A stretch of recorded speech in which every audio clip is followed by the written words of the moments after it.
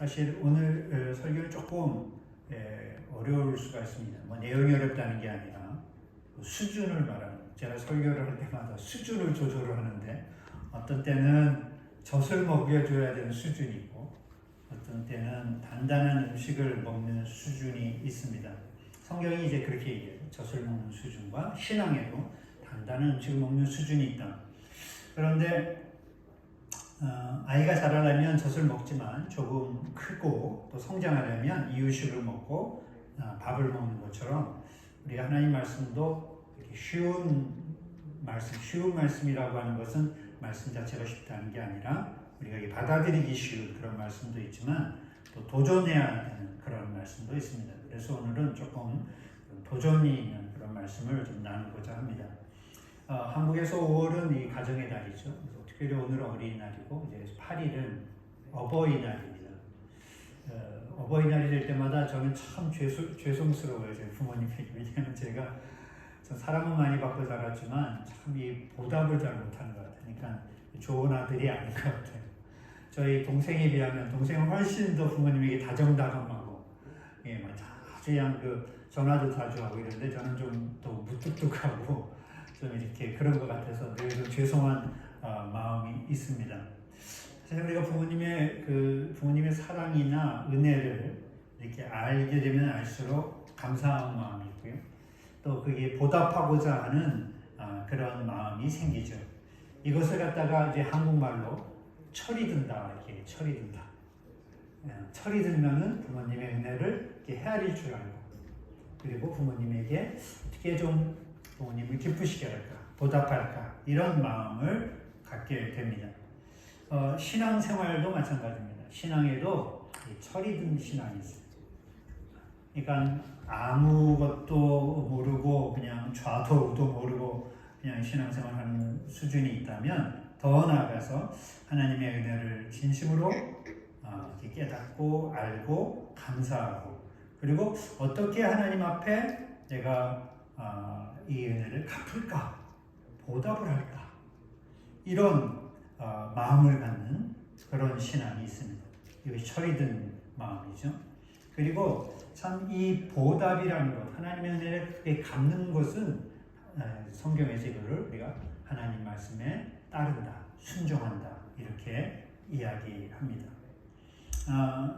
우리가 받은 은혜를 헤아리고 그것 때문에 받은 은혜 때문에 하나님의 은혜에 감사하면서 순종하는 것, 순종이 동기가 은혜가 되는 것, 이거 참 건강한 신앙입니다. 참 건강한 신앙. 은혜가 없는 순종은 의무와 짐만 남아서 우리를 탈진하게 만듭니다. 은혜가 없어, 그리고 순종만 있어, 그러면 짐이 돼, 신앙생활이.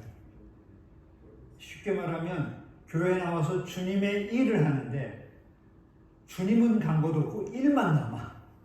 그러면 은혜가 없기 때문에 우리가 지치거나 또는 탈진해서 쓰러지게 됩니다. 반면에 순종이 없는 은혜는 철부지 어린아이의 신앙이 됩니다. 그것은 아주 은혜만 늘 바라고 은혜만 늘 감사하고 은혜만 늘 받지만 그것을 보답하지 못하는, 갚지 못하는, 헤아리지 못하는 아주 어린아이 같은 자기중심적인 신앙이 됩니다. 지난주에 잠깐 얘기한 박농풀 같은 신앙이 됩니다. 그래서 이 은혜와 순종이 있어야 되고, 근데 언제나 은혜가 먼저고 그 다음에 순종. 이 순서도 참 중요해요. 은혜를 받고 그 은혜에 감사해서 순종하는 것이 바로 건강한 신앙의 모습입니다. 오늘 성경은 이제 이 사사기인데요. 사사기는 이 출애굽한 이후에 세 번째 세대의 이야기입니다. 출애굽 첫 번째 세대는 모세가 인도한 출애굽 1세대. 그리고 모세가 그 광야에 이제 40년 동안 광야 생활을 한 것이 출애굽 1세대라면 가나안 땅으로 진입할 때부터는 출애굽 2세, 그때의 인도자는 여호수아고요. 그래서 그 가나안 땅을, 약속의 땅을 차지하기 위해서 전쟁을 시작하고 그 땅을 이제 정복해 나가는 그 일을 하죠. 그리고 나서 여호수아가 죽고 나서 이제 그 땅을 차지해가는 사사들의 시대가 출애굽 3세대입니다. 근데 앞에 1세대, 2세대, 즉 여호수아나 모세는 하나님의 그 출애굽을 경험한 세대예요. 그들은 하나님이 어떻게 일하시는지, 하나님이 그냥 막연히 하늘에 계신 그런 분이 아니라 우리의 삶 속에서 우리를 어떻게 인도해 가시는지, 우리의 문제와 어려움을 어떻게 극복해 나갈 수 있도록 도우시는지를 다 경험한 세대입니다. 그런데 이 3세대는 좀 달라요. 이들은 여호수아의 죽음 이후에 출애굽을 경험한 세대는 다 죽었어. 그래서 이들은 하나님을 알고 하나님을 따르기는 하지만 직접 하나님의 그런 일하심을 경험해 보지 못한 세대예요. 그리고 그들의 부모로부터도 이런 생생한 경험들의 전수가 좀 안 된 것 같아요. 단절이 됐어요. 세대로부터 세대로 이어지는 신앙이 단절이 된 그런 세대입니다. 하나님을 믿고는 믿지만 하나님을 머리로만 알고 가슴으로는 느끼지 못하는 세대. 하나님을 이론적으로 알지만 실제로 적응하지 못하는 어떻게 보면 그런 세대의 모습입니다. 마치 교회를 오랫동안 다녔지만 하나님의 은혜를 깊이 경험하지 못한 명목상의 그리스도인들과 같습니다. 그냥 종교인들이죠. 교회 나와 이 종교 예식은 지르지만 하나님이 이 땅에 나와 함께 계시고 살아계시고 지금도 함께 하신다는 것을 경험하지 못한 거예요. 또 어쩌면은 이 유럽의 크리스천이었습니다.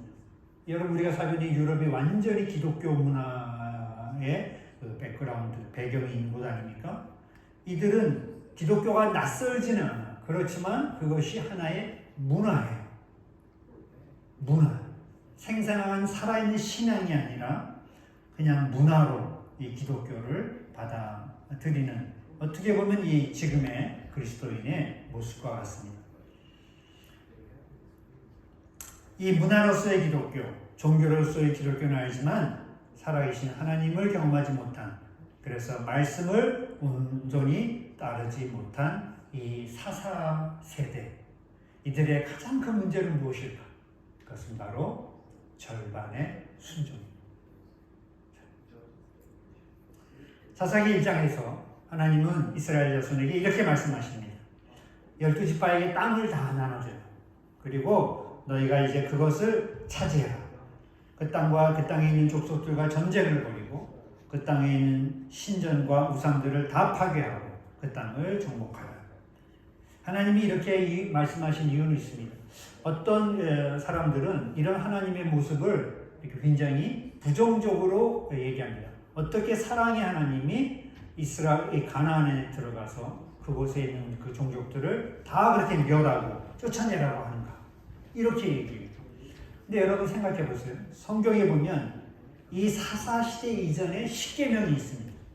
그 십계명에 보면 하나님이 이미 살인하지 말라, 그리고 도둑질하지 말라, 이런 계명을 주셨어요. 그래서 이스라엘은 절대로 다른 종족이나 지파를 향해서 살인을 하나님은 명하시는, 이스라엘에게 명하시는 그런 하나님이 아닙니다.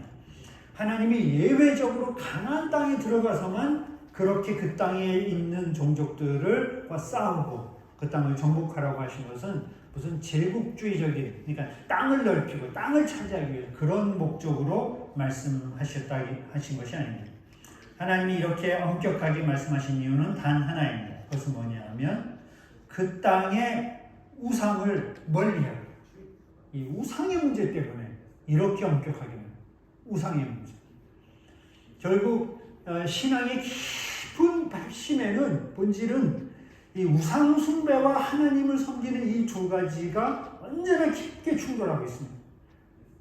결국 우리의 선택은 하나님만을 따르며 섬길 것인가, 우상을 섬길 것인가, 그 둘 중에 하나를 선택해야 되는 그런 갈림길에 우리는 늘 서 있습니다.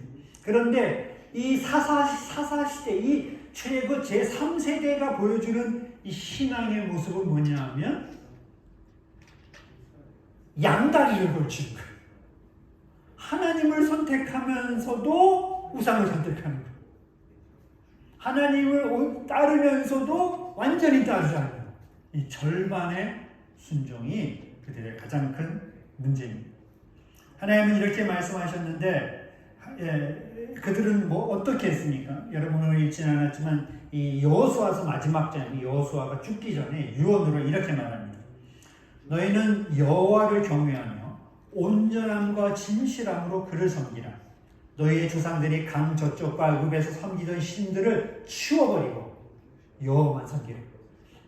지금 너희가 택하라. 만약 너희가 우상을 섬기면 나와 우리 가족 가문은 나는 하나님을 택하겠다. 너희가 다 하나님을 버리고 나는 하나님을 택하겠다. 지금 택하라고 얘기해요. 강력하게 도전을. 그리고 나서 여호수아가 말하기를 너희 하나님 여호와를 사랑하라. 너희가 만일 돌아서서 너희 중에 남아있는 이 민족들을 가까이하여 더불어 혼인하며 서로 왕래하며 너희 하나님 여호와께서 이 민족들을 너희 목전에서 다시는 쫓아내지 아니하실 것이다. 이렇게 얘기해요. 하나님이 우상 숭배를 얼마나 경계하셨냐 하면 우상을 숭배하는 것을 숭배하는 이스라엘 백성을 보고 호세아라고 하는 선지자를 통해서 뭐라고 얘기하냐면 마치 그것은 나의 사랑하는 부인이 가늠한 건가. 그리고 얼마나 강력한 표현입니까? 우리가 우상을 따라가는 삶, 우상을 숭배하고 우상을 따라가 사는 것이 하나님 보시기에 하나님 마음에는 나의 부인이 가늠한 것. 그래서 호세아한테 뭐라고 하나님 명하셨냐면 호세아야, 너는 창녀를 네 부인으로 두라 그랬어요.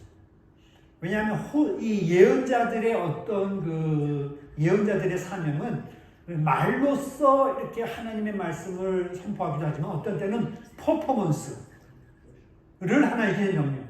그러니까 호세아한테 창녀였던 여자를 자기 부인으로 결혼을 하고. 그런데 그래서 호세아가 하나님 말씀이니까 창녀였던 여자를 찾아가서 부인으로 삼아요. 그런데 이 여자가 자기의 행실을 버리지 못하고 결혼한 후에 또 그 옛날의 버릇대로 옛날 습관대로 그렇게 그 일을 또 반복하는 거예요.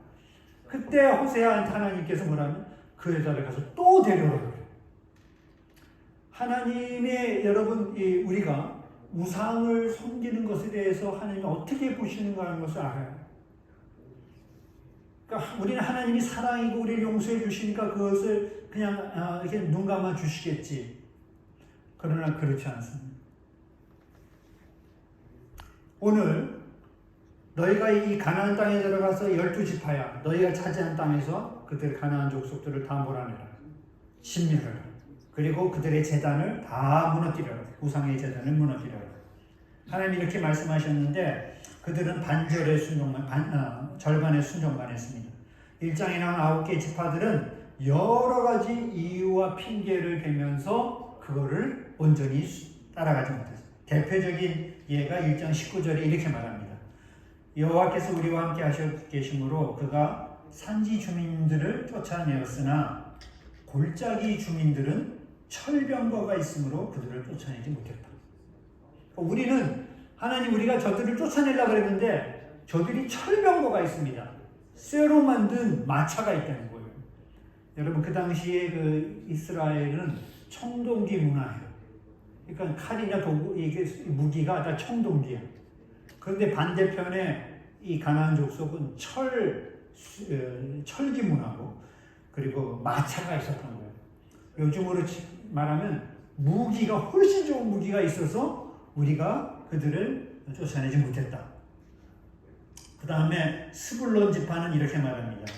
기드론 주민과 나할 주민을 쫓아내지 못하였으므로 가나안 족속들이 그들 중에 거주하면서 그들을 노예로 삼아 노역을 시켰다. 그러니까 이 두 번째 이유는 뭐냐면 그들을 쫓아내는 것보다는 노예로 삼는 것이 훨씬 더 우리에게 유익합니다. 우리에게 경제적으로도 그렇고 우리에게 더 편리합니다. 그들은 노예를 삼면 더 이익이 된다는 이유로 경제적인 이익을 챙겼습니다. 여러분 생각해 보세요. 내가 적군과 싸우려고 하는데 적군이 철병거가 있고 나는 그냥 무슨 칼밖에 없어. 이 상대가 돼요. 이 첫 번째 핑계는 우리 요즘으로 말하면 하나님의 말씀 앞에서 상식과 일리를 대면서 이것은 못한다고 해요. 하나님 상식적으로 그게 말이 됩니까? 저쪽은 철병거가 있고 나는 그냥 이런 칼밖에 없는데 어떻게 싸우냐? 상식과 그 다음에 일리가 있어요. 이거는 일리가 없다. 일리가 없는 말이다. 하면서 하나님의 말씀을 거스릅니다. 여러분, 하나님께서 우리에게 상식을 주셨습니다. 그래서 우리가 세상을 사는 동안에 상식을 사용해서 삽니다. 그러나 하나님의 말씀 앞에서는 하나님의 말씀은 때로 상식을 뛰어넘죠. 하나님의 말씀은 일리가 아니라 진리입니다. 일리가 없을 수도 있지만 진리의 말씀입니다. 그럴 때는 우리가 상식을 넘어서서 그 말씀 앞에 담대하게 순종해야 합니다. 그들이 순종 못한 그 밑바닥에는 뭐가 있냐 하면 이 싸움을 내가 한다는 그런 교만입니다. 내가 한다. 그러니까 내 힘으로 내 능력으로 하기 때문에 철병거 이건 안 돼. 계산이 되는 거죠. 신앙생활에 하나님 말씀 앞에서 계산을 하는 거예요. 네, 그러나 여러분 생각해 보십시오. 이스라엘이 출애굽한 과정도 무슨 계산으로 됐습니까? 상식으로 됐습니까? 그 다음에 가나안을 정복해 나가는 과정도 여리고 성을 어떻게 무너뜨렸습니까? 칼 하나 들지 않고 성을 7바퀴 돌 때 성이 무너져 내렸어요. 여러분, 아말렉과 싸울 때 어떻게 했습니까? 모세가 손을 들면 이기고 손을 내리 기도하면서 이겼습니다. 그들이 과거에 1세대, 2세대가 하나님 그 모든 전쟁에서의 싸움은 말이나 전차나 군사가 아니라 하나님의 능력으로, 하나님의 도움으로 이겼습니다. 그런데 이제 이 3세대는 그런 과거의 하나님의 역사를 다 까맣게 잊어버리고 자기의 상식, 자기의 일리, 자기의 계산을 따라서 순종을 결정하는 겁니다. 얼마나 많은 근래의 그리스도인들이 이렇게 합니까? 하나님 말씀 앞에서 이 상식적으로 이건 말이 안 돼. 이건 일리가 없어. 그리고 계산을 해서 이렇게 하면 내가 손해를 봐. 이렇게 되면 이거는 안 될 거예요. 이러면서 우리가 하나님을 얼마나 많이 제한합니까? 얼마나 많이 불순종합니까? 또 아까 말한 대로 하나님 말씀 앞에서 내 욕심, 내 경제적인 이익을 따지면서 이것이 돈이 될까? 이것이 나에게 더 성공이 될까? 이 풍요로움이라는 이런 이익을 쫓아서 하나님 말씀을 무시합니다. 가만히 보면 이 두 가지는 사실은 보이지 않는 우상의 모습입니다. 여러분, 사실 우상이라고 하는 것, 사람들이 만든 우상을 가만히 보면 사람들 안에 있는 욕망과 두려움이 밖으로 표출됩니다. 욕망과 두려움의 외적 표현입니다. 여러분, 가장 성경에 나오는 특별히 이 사색에 나오는 대표적인 우상이 뭐냐면 바알입니다. 바알. 여러분, 바알은 주로 어떤 거냐면 폭풍, 바람, 비의 신입니다. 그래서 이 바알은 이 폭풍과 비와 바람을 통해서 이 농사를 잘 되게 한다는 그런 풍요의 신입니다. 요즘으로 말하면은 풍요를 제공하는, 돈과 물질을 준다는 그런 신입니다. 신약 성경에서는 이를 만몬이라고도 부릅니다. 그 다음에 바알과 관련된 또 다른 신이 있는데 그것은 아스타롯입니다. 아스타롯은 전쟁의 신입니다. 그러니까 사람들이 전쟁을 하려고 할 때 이거 우리가 지는 거 아니야? 두려운 거예요. 우리가 이겨야 하는데 간절한 거예요. 그러니까 신을 만들어서 자기의 마음을 표현하는 거예요. 자기의 마음을 표현하는 거예요. 아세라라고 하는 신은 항상 바알과 성관계를 맺어서 다산을 가져온다는 역시 풍요의 신입니다. 여러분, 이런 신 자체가 지금 요즘 시대는 무슨 바알과 아세라, 무슨 아스타롯 이런 신들이 없지만 지금도 가만히 보면 우리 마음의 욕망과 욕심과 두려움을 투영해서 그것을 좇아서 살아가면서 그것이 신인조차도 우상인 것조차도 모르고 살아가는 세상의 사람들, 그리고 심지어 그리스도인들이 많이 있습니다. 요즘의 신들은 어떤 것입니까? 요즘의 신은 아까 말한 대로 돈이죠, 물질이죠, 풍요죠. 사람들은 이것이 신인지 모르니, 심지어는 불신자 혹은 무신론자들도 자신들이 신을 섬긴다고 하는, 우상을 섬긴다고 하는 것을 깨닫지 못하고 따라갑니다. 근래 요즘에는 세상의 돈이 신이고요, 돈이 우상이고, 세상의 권력이 우상이고, 성공이 우상이고, 지식이 우상이고, 미모가 우상이고, 자녀가 우상이고, 인기가 우상이고, 이런 것들이 우상이 돼서 그것에 현혹되고 그것에 종속되어서 살아가고 있습니다. 여러분, 제가 말한 이런 것들이 나쁘다 이게 아닙니다. 나쁘다는 것이 아닙니다. 그것들은 좋은 것입니다. 그러나 그것들이 아까 말한 대로 하나님보다 더 의지가 되고 하나님보다 더 우선이 되고 그것이 하나님보다 더 그것에 더 순종하고 그것을 더 사랑하는 것이 바로 문제입니다. 그래서 자기도 모른 채 하나님의 말씀 앞에서 합리화하거나 핑계를 대거나 적당히 변형시켜서 받아들이고 하는 반절의 순종을 하고 있고, 그 밑바닥에는 하나님에 대한 깊은 불신과 부족한 신뢰가 깔려 있습니다. 여호수아는 사실 하나님을 따르는 길은요, 중간은 없습니다. 성경에 보면 예수님이 있다고 오셨을 때 예수님을 죽이려고 하거나 아니면 예수님을 따르거나 둘 중에 하나. 중간에 예수님 어정쩡하게 따르는 경우, 하나님을 따르거나 택하거나 우상을 택하라. 여호수아가 강력하게 얘기해요. 우리가 우상을 택하면 우리는 하나님을 따른다, 여러분 이렇게 얘기할 수 있지만, 만약 하나님보다 어떤 더 뭔가를 사랑하고 더 의지하고 그것을 따라하면 그것이 바로 여러분의 우상입니다. 그런데 왜 하나님이 우상을 섬기지 말라 그랬을까? 이유가 있는 거예요. 그 이유가 뭐냐 하면 우리가 섬기는 그 우상이 우리의 가시와 올무, thorn and snare가 된다. 오늘 본문에서 하나님은 이 절반의 순종을 한 이스라엘을 책망하면서 2절에 이렇게 얘기합니다. 2절 3절 너희는 이 땅의 주민과 언약을 맺지 말며 그들의 제단을 헐라하였거늘 너희가 내 목소리를 듣지 아니했으니 어찌하여 그리하였느냐. 그러므로 내가 또 말하기를 내가 그들을 너희 앞에서 쫓아내지 아니하리니 그들이 너희 옆구리에 가시가 될 것이며 그들의 신들이 너희에게 올무가 되리라. 우리는 이렇게 생각합니다. 그래도 순종하지 않은 것보다는 반절이라도 순종하기 낫지 않습니까? 여러분, 그러나 그렇지 않습니다. 언제나 사단이 우리를 공격하고 우리를 넘어뜨리고 우리가 세상에서 우리를 실족시키기 위해서 언제나 한 걸음 한 걸음씩 반절의 순종이 더 낫다. 그렇지 않습니다. 그것은 우리가 우상에게 문을 열어주는 것입니다.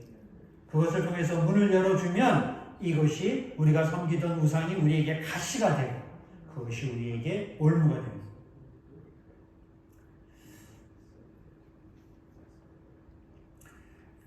이런 반절의 순종의 대표적인 사람이 성경에 있는데 사울왕입니다. 하나님이 이스라엘의 초대 왕으로 사울이라고 하는 사람을 왕으로 세우죠. 근데 사울이 처음에는 하나님을 겸손하게 잘 섬겼습니다. 그런데 하나님께서 어느 날 사울왕에게 사무엘을 보내서 이스라엘을 괴롭히는 아말렉을 쳐서 그 모든 소유를 다 남기지 말고 진멸하라. 역시 같은 이유로 그렇게 말씀하시죠.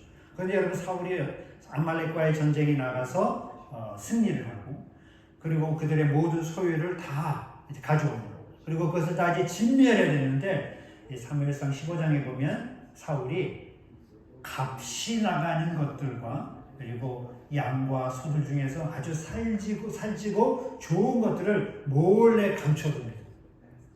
하나님께서 그 밤에 사울왕이 사무엘을 통해서 이렇게 말씀하십니다.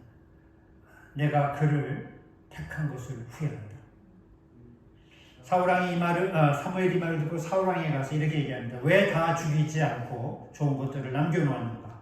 그래서 사울이 변명을 하기를 그 소와 양들은 하나님께 제사를 드릴 때 제물로 사용하려고 합니다. 그랬더니 그때 사무엘이 유명한 말이 하죠. 순종이 제사보다 낫다. 순종이 제사보다 낫다. 그러면서 하는 말이 네가 하나님이 하나님 말씀에 거역하는 것은 점치는 죄와 같고 완고한 것은 우상에게 절하는 것과 같다. 반절의 순종은 우상에게 절하는 것이다. 우상에게 문을 열어주고 결국은 패망하는 것. 이것이 늘 우상을 좇을 때 섬기는 일입니다. 사울왕의 마음의 근심에 그의 우상은 뭐였습니까? 그의 우상은 물질에 대한 욕심이었습니다. 이 욕심, 물질에 대한 욕심을 갖고 있을 때 하나님 말씀 앞에 반절만, 그래서 값이 나가지 않는 것만 죽이고 값 나간 것을 다 몰래 감춰뒀습니다. 이것이 이 우상을 절하는 이것이 결국 그에게 가시가 되고 그를 찔렀습니다. 그런데 여기서 끝나지 않습니다. 이 나중에 사울왕이 살려주신 아말렉이 두고두고 이스라엘을 괴롭힙니다.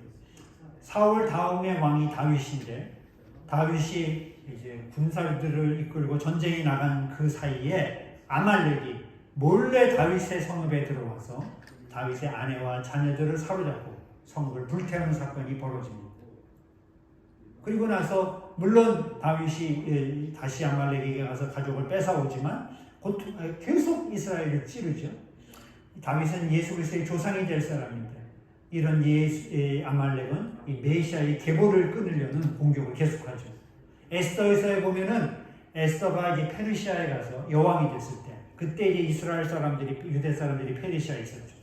근데 이 페르시아에 있는 유대인들을 전멸시키기 위해서 하만이라고 하는 사람이 계획을 세웁니다. 그런데 이 하만도 아말렉 사람이다. 성경은 이야기하고 있습니다.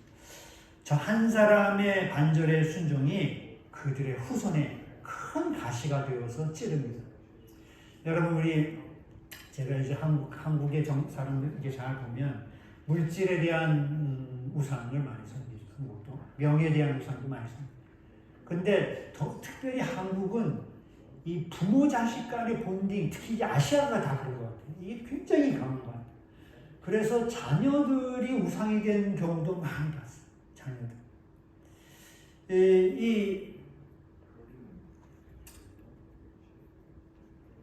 이 자녀가 만약에 우상이 되면 자녀가 가시가 되거나 올무가 돼서 우리를 찌르고 결국 자녀가 그 올무에 걸리게 됩니다. 어떻게 우리가 자녀를 돌보아야 될까요? 이제 이 다른 주제이기 때문에 깊이 얘기하지 않겠습니다. 그러나 여러분 하나만 기억하는 예수님께서 마태복음 19장에 보면 사람들의 어린아이를 예수께 데려와서 안수하고 기도해 주기를 바랬습니다. 그런데 제자들이 그렇게 하지 말라고 해요. 막 예수님 바쁘신데 들어오지 말라고 그렇게 하면. 근데 예수님께서 그 아이를 보고 아이를 데려오라고 그러고 그들에게 안수했습니다. 그러면서 어린아이들을 용납하고 내게 온 것을 금하지 말라. 천국이 이런 아이들과 같은 사람의 것이다. 하고 안수해 주셨습니다. 저는 이 말씀을 묵상하면서 우리가 특별히 자녀들을 어떻게 할까? 자녀들을 예수님께서 안수할 수 있도록 예수님께서 데려와야 돼요. 그게 부모로서 우리가 할 수 있는 최고의 자녀의 아닙니다. 그러면 자녀들을 이렇게 교회에 데려오는 것, 물론 그것도 있지만 사실은 더 큰 영향력은 부모의 신앙의 모습을 자녀가 그대로 보죠. 그래서 우리가 기도로 아이들을 주님께 데리고 와야 합니다. 아이들을 주님께서 우리보다 더 사랑하시거든요. 우리의 아이들을 기도 가운데 주님께 올려드려요. 자녀 때문에 여러분 속상한 일 많으시죠. 또 걱정되는 일도 많죠. 염려되는 일도 있으시죠. 그럴 때 우리가 그 자녀를 우리의 기도에 품어서 예수님께 데려오면 그 자녀가 더 이상 우리의 우상이 아니고 예수님께 맡겨야 돼요. 예수님께서 그 자녀를 책임져 주십니다. 그런데 만약 내가 그 자녀를 붙잡고 그 자녀가 나의 우상이 되면 자녀는 이렇게 올가매어지고 올무에 걸리고 그리고 그 아이는 가시가 되면서 우리를 찌를 수가 있습니다. 사랑하는 성도 여러분, 절반의 순종은 이렇게 늘 가시와 올무로 우리에게 돌아옵니다. 그래서 하나님께서는 이 우상에 대해서 우상을 섬기지 말라고, 숭배하지 말라고 그렇게 말씀하시는 것입니다. 또 다른 예가 있는데 그 신약 성경에 아나니아와 삽비라가 있습니다. 그들은 초대교회의 일원이었습니다. 그런데 그 초대교회 안에 바나바라고 하는 사람이 하나님 앞에 자신의 재산을 다 팔아서 이렇게 헌금을 했어요. 그랬더니 사람들로부터 칭찬을 받았어요. 그래서 이 아나니아와 삽비라도 자신의 땅을 팔아서 하나님 앞에 헌금을 했어요. 그런데 어떻게 했냐면 헌금을 바치는데 예를 들어 땅을 판 돈에 일부만 바치고 나머지는 자기가 바치지 않고 그냥 갖고 있었던 거예요. 감춰둔 거예요. 그렇게 헌금을 했는데 베드로가 그들을 책망하면서 이렇게 책망했습니다. 너희가 어떻게 사단이 너희 속에 가득하다. 그러면서 베드로가 너희가 왜 하나님을 속이냐, 성령을 속이고 땅과 벌마를 감췄냐고 책망할 때 갑자기 꼬꾸라져 죽었어요. 그리고 그 부인도 와서 죽었어요. 여러분, 저는 이 말씀 처음에 읽을 때 이거 좀 너무한 거 아니야? 그래도 헌금을 하려고 했는데 물론 헌금한 것 중에 일부를 또 감추고 숨기고 이렇게 했는데 그걸 꼭 죽일 필요가 있나 하는 그럴 너무하신 것 아닌가라는 그런 생각을 했습니다. 그런데 사도 베드로가 말할 때 어찌하여 사단이 내 마음에 가득하여 내가 성령을 속이고 땅과 벌마를 감추었느냐, 이 말씀을 생각해 볼 필요가 있습니다.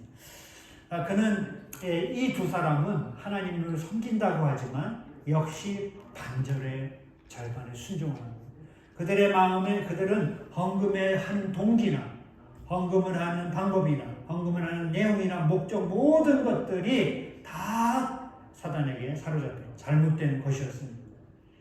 아마도 그들은 이 물질에 대한 욕심이 있었기 때문에 다 드릴 수 없었고요. 또 인기와 명예에 대한 욕심 때문에 일부만 드린 것 같습니다. 그리고 성령께서는 만약 그들이 이 헌금을 하면 이것이 교회의 가시가 될 것을 아셨습니다. 그래서 이 아나니아와 삽비라의 죽음을 신학자들은 이렇게 얘기합니다. 당겨진 심판이다. 미래에 하나님 나라에 가서 받을 심판을 이 땅에서 현재에서 이 땅에서 당겨져서 일어나는 미래 당겨진 심판. 장차 일어날 심판에 본을 보여주신 거죠. 얼마나 이 절반의 순종, 우상 숭배가 무서운지를 우리에게 보여주고 있습니다. 제가 예전에 이제 교회를 섬겼는데 선교사들을 파송하니까 많이 파송하니까 그리고 후원하니까 교회 전체 재정이 한 60% 이상이 선교비로 나가는 거예요. 그러니까 교회가 어려운 거예요. 선교사가 점점 더 나가니까 더 이제 어려워지고요. 그래서 어떤 일이 있었냐면은 이게 이제 교회 월세를 내야 되는데 월세를 어떤 때는 이제 막 못 내는 거예요. 그래서 이제 연말에 이제 공동회의를 하면서 이제 공동회의 할 때 재정 보고를 다 하잖아요. 그래서 그때 이제 공동회의에서 여러 가지 의견이 있어요. 이 선교비를 줄이자. 아주 계산 간단하잖아요. 수입이 주니까 선교비도 줄이자. 그런 의견이 있었고 또 선교비를 계속 하자 이런 의견도 있었고 어쨌든 그런 의견으로 이제 이렇게 막 얘기가 있었어요. 과연 우리가 이런 어려운 상황 속에서도 교회가 유지될 수 있을까? 그러니까 왜냐하면 교회 월세를 못 내면은 나중에는 교회에서 쫓겨나게 되죠. 여러분 어떻게 생각해요? 그런 수입 어떻게 해야 돼요?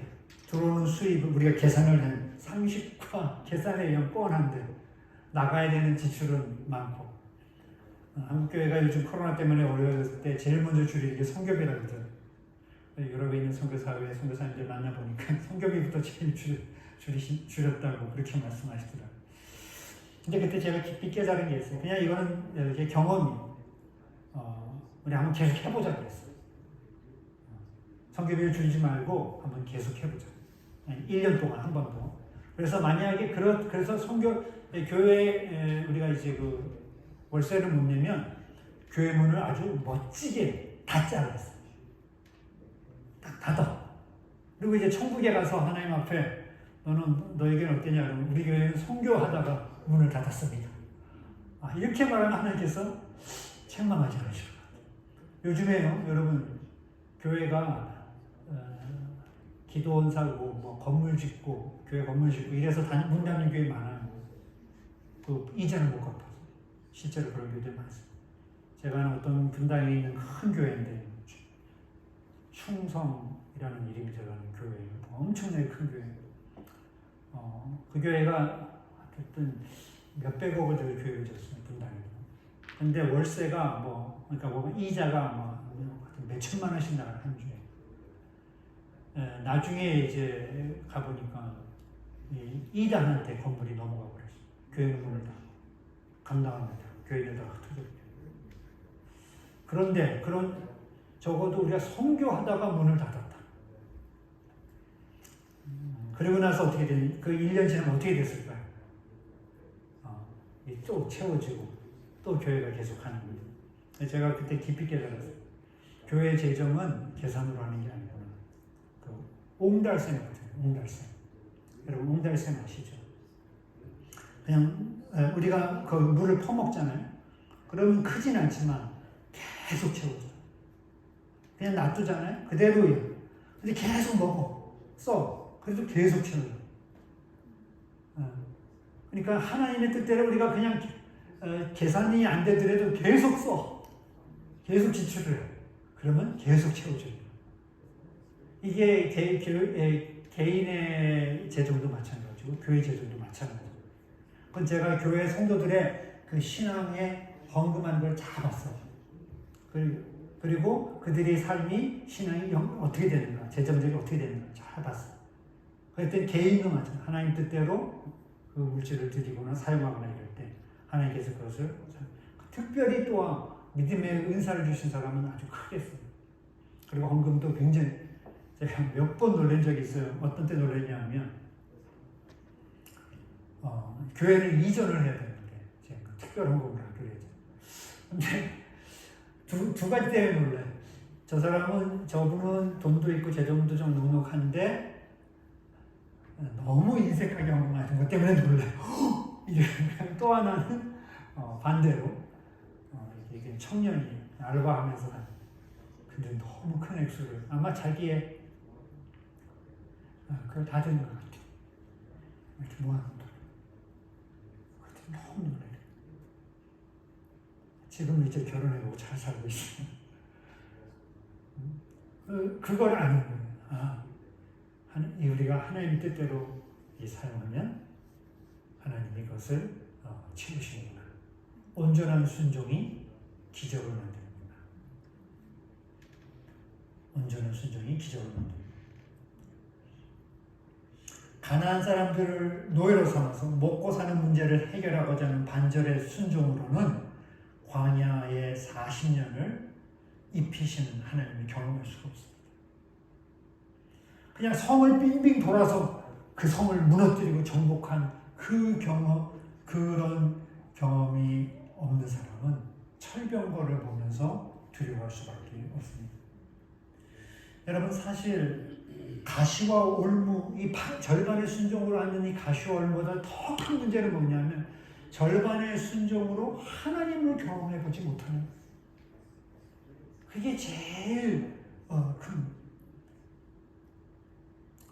순종 자체가 우리가 무슨 순종하면 축복받는다 하는 것이 아니라 순종 자체가 하나님을 경험하는 생생한 믿음을 갖는 축복입니다. 오늘 이 온전한 순종이 없다면 평생 사사기의 이스라엘 자손과 같이 하나님은 늘 과거의 하나님이 되고 구원은 전설이 되고 기적은 신화가 되고 그냥 우리의 믿음은 어린아이 같은 믿음으로 있을 것입니다. 마지막으로 어떻게 회복될 수 있을까?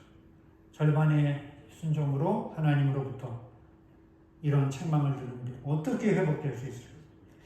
사사기가 보여주는 놀라운 이야기 중에 하나는 뭐냐면 우리가 절반의 순종으로 하나님으로부터 가시와 올무 같은 징계를 받지만 동시에 하나님의 뜻을 온전히 따르지 못할 때 어떻게 해야 하는가도 우리에게 보여주고 있습니다. 사실 신앙의 여정에는 늘 오르막과 내리막이 있습니다. 우리가 늘 영적으로 승리하기도 하지만 때로 넘어지고 욕심대로 살다가 가시에 찔리기도 합니다. 길을 잃어버려서 어디에 갈지 모르는 지경이 되어야 합니다. 어떻게 해야 될까? 이런 위기에 왔을 때 여러분 하나 기억할 것은 먼저 기억할 것은 뭐냐면 너는 이미 너무 늦었어. 안 될 거야. 늦어서 안 될 거야. 라는 거짓말에 여러분 속지 마시기 바랍니다. 하나님께 돌이키는 것은 아무리 해도 늦지 않습니다. 아무리 늦은 때가 없어. 하나님께 돌이키는 것은 언제든지 돌아오는 그 순간이 바로 가장 적절한 때입니다. 예수님께서 여러분 십자가 달릴 때 좌우에 달린 강도 중에 하나가 이렇게 얘기했습니다. 천국에 갔을 때 나를 좀 기억해 주십시오. 그때 예수님께서 오늘 네가 나와 함께 천국에 있을 것이다. 마지막 그 죽기고 최후의 순간도 늦지 않았다는 얘기. 늦지 않았어요. 여러분 한번 따라해 보세요. 늦더라도 돌아와야 한다. 늦더라도 회개해야 된다. 늦더라도. 제가 예전에 그 새벽 기도회 옛날에 이제 가잖아요.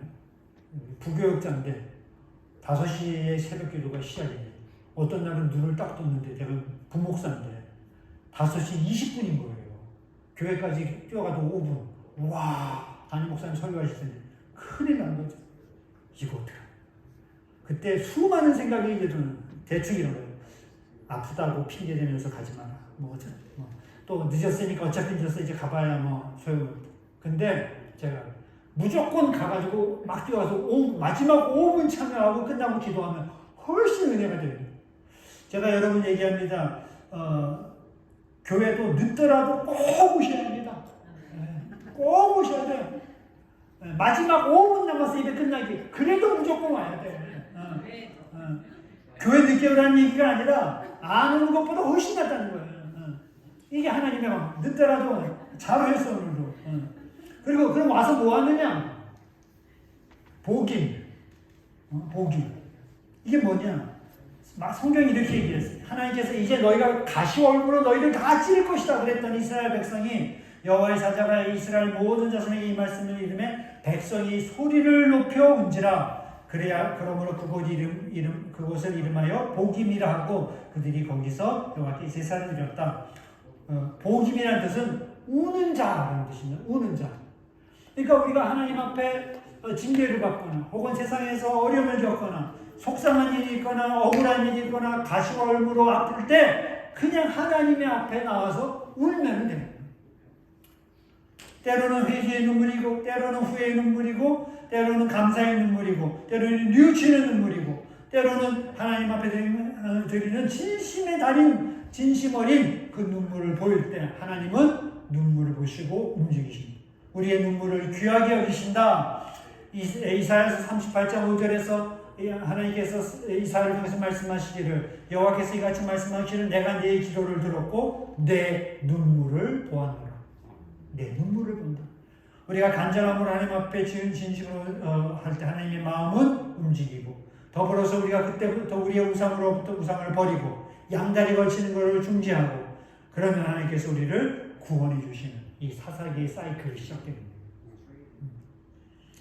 여러분 오늘 우리가 아직 지금까지 하나님을 섬기면서 여전히 우상에게 발 걸치고 있는 절반의 순종은 무엇입니까? 오늘 하나님 앞에 이것을 울며 돌이키며 회개하며 그 하나님 앞에 온전한 순종으로 나아갈 수 있기를 바랍니다.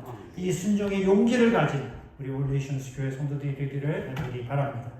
기도하겠습니다.